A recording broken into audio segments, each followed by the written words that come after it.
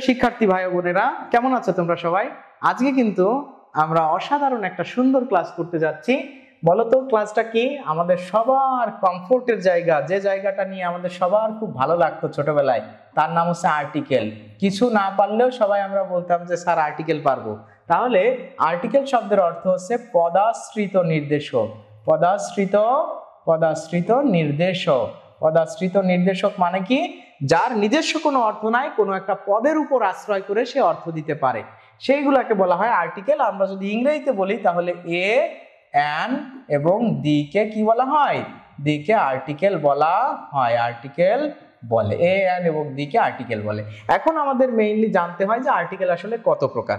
Article হচ্ছে mainly দুই প্রকার। এই যে দেখো এ আর অ্যান, এটার মানে হচ্ছে একটি। তাহলে এটা হচ্ছে একটি, কোনটি? যে কোনো একটি হতে পারে। ধরে নাও যে আই নো এ ম্যান, আমি একজন মানুষকে চিনি, তাহলে সেই মানুষটা কে? অনির্দিষ্ট।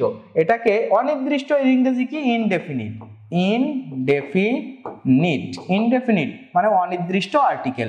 এই দুইটা হচ্ছে অনির্দিষ্ট আর্টিকেল। আর দা মানে হচ্ছে নির্দিষ্ট করা। এটা হলো কি বলতো বন্ধুরা? এটা হচ্ছে ডেফিনিট আর্টিকেল। Definite article.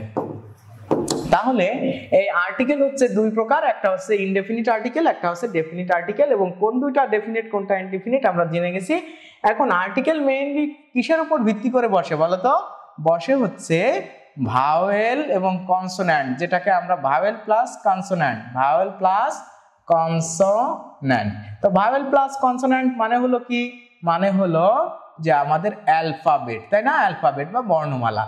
তাহলে এইটার উচ্চারণের উপরে জোর দিয়েই কিন্তু আমরা কি করি?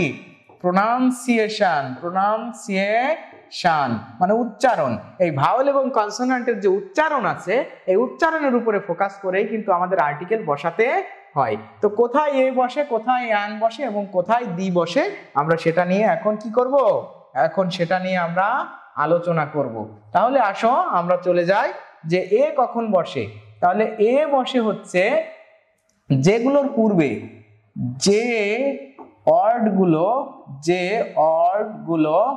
যে ওয়ার্ডগুলো কনসোন্যান্ট দিয়ে শুরু, কনসোন্যান্ট দিয়ে শুরু, সেগুলোর পূর্বে এ বসে। আর একটা হচ্ছে কোনো ভাওয়েল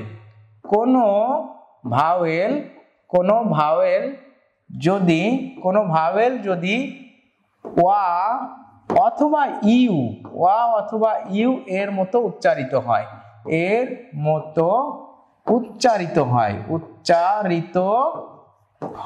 এই দুটার মতো যদি উচ্চারিত হয় সেক্ষেত্রেও তার পূর্বে এ বসে। আর হচ্ছে অবশ্যই এ বসতে গেলে নিঃসন্দেহে সেটা একটি কাউন্টেবল অ্যান্ড সিঙ্গুলার নাউন হতে হবে। ঠিক আছে? তাহলে এই কটা জিনিস আমরা মাথায় রাখলে মোটামুটি এর ব্যবহারটা আমরা সবাই জেনে যাব। এখন আমরা যদি বলি যে অ্যান এর ব্যবহারটা কেমন, তাহলে অ্যান এর ব্যবহারটা হচ্ছে যে ওয়ার্ডগুলো হচ্ছে কনসোন্যান্ট না ভাওয়েল দিয়ে শুরু, যেগুলো হচ্ছে ভাওয়েল দিয়ে শুরু। ভাওয়েল কি আমরা সবাই জানি, ভাওয়েল দিয়ে শুরু। আর এইস এর উচ্চারণ, এইস আমরা একটু এটা এখানে লিখে ফেলি। তো দেখো এইস এর উচ্চারণ কেমন বলতো? এইস এর উচ্চারণ বাংলায় সাধারণত হয় হয়ের মতো, কিন্তু হয়ের মতো যদি না হয় তাহলে এইস এর পূর্বে কি বসে? এইস এর উচ্চারণ তো দেখো এইস এর উচ্চারণ হয়ের মতো না হলে, হয়ের মতো না হলে, এইস এর উচ্চারণ হয়ের মতো না হলেও কি বসবে? অ্যান বসবে। তাহলে আমরা এ এবং অ্যান এর ব্যবহার সুন্দরভাবে জেনে গেছি। এখন প্রিয় বন্ধুরা, একটা দিয়ে আমরা সবগুলো এ এবং অ্যান এর ব্যবহার ইনশাআল্লাহ ক্লিয়ার করতে পারবো। তাহলে আসো আমরা এখন কিছু এক্সাম্পল আমরা এখন দেখি, তাই তো? তাহলে দেখো আমরা এখানে চলে আসলাম যে হি ইজ ড্যাশ আইডিয়াল পারসন। তাহলে বলতো এখানে কি হবে? এখানে যেহেতু ভাওয়েল দিয়ে শুরু হয়েছে তাহলে এখানে হবে he is an ideal person. কিন্তু যদি বলা হতো হি is dash smart smart person. Smart person যদি বলা হতো তাহলে দেখো এটা কিন্তু কি দিয়ে শুরু, কনসোনেন্ট, তাহলে এখানে কিন্তু এ হতো। এখন ভিন্নতা হচ্ছে কোথায় বলো তো, ভিন্নতা হচ্ছে এখন যদি এরকম থাকতো হি ইজ ড্যাশ ইউরোপিয়ান, ইউরোপিয়ান, তাহলে দেখো এটা কিন্তু ভাওয়েল দিয়ে শুরু আছে, কিন্তু এটা এই পুরো কথাটা কিসের মতো উচ্চারিত হচ্ছে, ইউ। আমি বলেছিলাম ইউ অথবা ও এর মতো যদি উচ্চারিত হয় সেক্ষেত্রে কিন্তু আমাদের ভাওয়েল থাকলেও এ বসবে, সুতরাং হি ইজ এ ইউরোপিয়ান হবে। ভাওয়েল থাকলেও এখানে কিন্তু কি হবে না, এখানে অ্যান হচ্ছে না। আবার যদি আমি এরকম একটা এক্সাম্পল তোমাদেরকে আরেকটা দিই, সেটা হলো আমরা অনেকে জানি he is a student of a university. তাহলে এ ইউনিভার্সিটি কেন হচ্ছে, কারণ ইউ এর মতো উচ্চারিত হয়ে যাচ্ছে ইউটা। আর এক্সাম্পল যেটা তোমাদেরকে এখন আমি দিয়ে দেখাবো সেটা হচ্ছে এইচ এর উচ্চারণ, যে it is dash our left, left. তো এখন এখানে মনে করো যে যে এইচটা ব্যবহৃত হয়েছে, এইচটা কিন্তু একটা কনসোন্যান্ট, কিন্তু এইচ এর উচ্চারণ কি হয় মতো হয়েছে, না হয় মতো হয়নি, তাহলে এইচ এর উচ্চারণ হয়েছে ওয়া। তাহলে ওয়া মানে হচ্ছে আমরা জানি যে যদি এইচ এর উচ্চারণ হয় মতো না হয় তার পূর্বে অ্যান বসবে, যদিও এটা কনসোন্যান্ট তারপরেও এটার পূর্বে, যেরকম আমি এটা লিখতে পারতাম যে হি ইজ ড্যাশ অনেস্ট ম্যান, তাহলে অনেস্ট এটা কিন্তু যদিও কনসোন্যান্ট কিন্তু ওয়া হয় মতো উচ্চারিত না হওয়ার কারণে এখানে অ্যান বসেছে। এখন আমরা জানবো দি এর ব্যবহার। তাহলে দি এর ব্যবহার সম্পর্কে আমরা মনে হয় সবাই জানি, তোমাদেরকে আমি কিছু শর্ট ট্রিক্স বলে দেব আজকে, তাহলে দি এর ব্যবহার নিয়ে তোমাদের আর ভবিষ্যতে কখনো কোনো সমস্যা হবে না। দি মানে কি বলতো, দি হচ্ছে নির্দিষ্ট করা, দি হচ্ছে কি নির্দিষ্ট করা। দি এর ব্যবহার হচ্ছে নির্দিষ্ট অর্থে বসে, যদি কোনো কিছু নির্দিষ্ট করা বোঝানো হয়, নির্দিষ্ট অর্থে হচ্ছে কি বসে, দি বসে, নির্দিষ্ট অর্থে দি বসে। বিখ্যাত কোনো জিনিসের পূর্বে কি বসবে, দি বসবে। পাহাড় পর্বত বা ধরে নাও যে কি বিখ্যাত কোনো জাহাজ, বিখ্যাত তো বলা হয়েছে, একটা আছে দুইটা নাই, একটা জিনিস আছে তার অদ্বিতীয় কিছুই নাই, এরকম জিনিস। আবার মনে করো যে পত্রিকা বা ধর্মগ্রন্থ, এরকম বিভিন্ন জিনিসের পূর্বে দি বসে।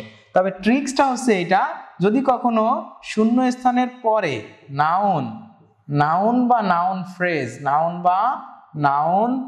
ফ্রেজ এরকম থাকে এবং এরপরে একটা অফ থাকে, তাহলে এই জায়গায় কিন্তু সবসময় কি বসবে, দি বসবে। আর যদি সম্পূর্ণটা না বুঝিয়ে কোনো অংশ বুঝায়, কোনো অংশ বা পার্ট, তখন অবশ্যই কি বসবে, দি বসবে। আর তোমাদেরকে আমি আর একটা বিষয় বলে দিই, সেটাও তোমরা মনে রাখতে পারো, সেটা হচ্ছে দি এর ব্যবহারের সব থেকে গুরুত্বপূর্ণ ব্যবহারের ভিতরে একটা কিন্তু ছিল যে এই যে সুপারলেটিভ ডিগ্রি এর পূর্বে,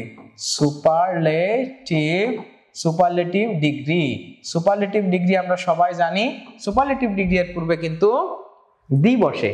তাহলে এখন আমরা দি এর কিছু এক্সাম্পল দেখি, তো চলো দেখা যাক দি এর কিছু এক্সাম্পল। তাহলে হ্যাঁ, দি এর আরেকটা বিষয় হচ্ছে তোমাদেরকে আমরা যেটা বলবো, যে দি এর আরেকটা বিষয় হলো যে দেখো আমি একটা এক্সাম্পল দিয়ে বলি যে dash sun rises, rises in the east। তাহলে দেখো এখানে সান আছে না, সান হচ্ছে সূর্য, তাহলে সূর্য একটাই আছে, দ্বিতীয়টা নেই, তাহলে অবশ্যই দি হবে।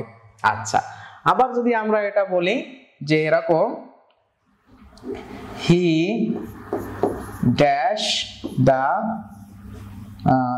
আমরা এখানে লিখবো না আমরা, আচ্ছা he is dash best man of the school, এরকম লেখা থাকলো, মনে করো he is dash best man of the school. তাহলে সেক্ষেত্রে আমরা দেখো এই যে যেটা লিখেছিলাম যে শূন্যস্থানের পরে একটা নাউন বা নাউন ফ্রেজ যদি থাকে, তার পূর্বে যদি অফ থাকে, তারপরে যদি অফ থাকে, সেক্ষেত্রে এর পূর্বে কি বসে? দি বসে। এটা কিন্তু আরেকটা জায়গায় কার্যকর হয়ে গেল। দেখো এটা কিন্তু একটা কি আছে? সুপারলেটিভ ডিগ্রি আছে, সুপারলেটিভ ডিগ্রি। আরেকটা বিষয় হলো যে দেশগুলোর নামের পূর্বে দেশের সংক্ষিপ্ত নাম, দেশের সংক্ষিপ্ত নাম বা অর্গানাইজেশন এর পূর্বেও কিন্তু দি বসে। এর পূর্বেও কি বসে? দি বসে। এর পূর্বেও দি বসে। ঠিক আছে? আসলে তাহলে আর্টিকেল বসে না কোথায়? প্রপার নাউন, অ্যাডজেক্টিভ বা নাউন ছাড়া অন্য কোনো পার্ট অফ স্পিচের পূর্বে তো দি বসেই না, সাথে প্রোনাউনের প্রপার নাউনের পূর্বেও কখনো দি বসে না। আর তোমাদের যে বিষয়টা আমি একটু বলেই এই লেকচারটা আমরা শেষ করব, সেটা হলো খুবই ইন্টারেস্টিং একটা বিষয়, আমরা সবাই মনে হয় সেটা জানি। সে বিষয়টা কি তোমরা জানতে চাও? বিষয়টা কি? সেটা হলো, দেখো এই বিষয়টা হচ্ছে আমরা জানি যে সংক্ষিপ্ত রূপ আছে না বিভিন্ন বড় মানে সংগঠন হোক বা বিভিন্ন ডিগ্রি, যে মনে করো MA BA, এই যে এই ধরনের যে ডিগ্রিগুলো আছে, এর যে সংক্ষিপ্ত রূপগুলো আছে, এই সংক্ষিপ্ত রূপের পূর্বে দেখো হি ইজ ড্যাশ MA, তাহলে দেখো এই এমটা উচ্চারণ করতে গেলে প্রথমেই কিন্তু একটা এ উচ্চারণ হয়ে যাচ্ছে।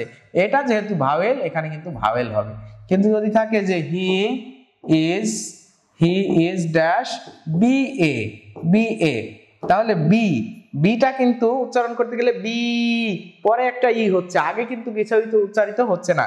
তাহলে আগে কোনো ভাওয়েল যেহেতু আসতেছে না, এটা একটা কনসোন্যান্ট, এটা এর পূর্বে কি বসবে? এ বসবে। তাহলে প্রিয় বন্ধুরা, আর্টিকেলের বিষয়টা কিন্তু আমরা এখানেই ক্লিয়ার করলাম। আমরা পরের ভিডিওতে নতুন কোনো টপিক নিয়ে তোমাদের সামনে হাজির হচ্ছি। ততক্ষণ পর্যন্ত তোমরা ভালো থাকো। ধন্যবাদ।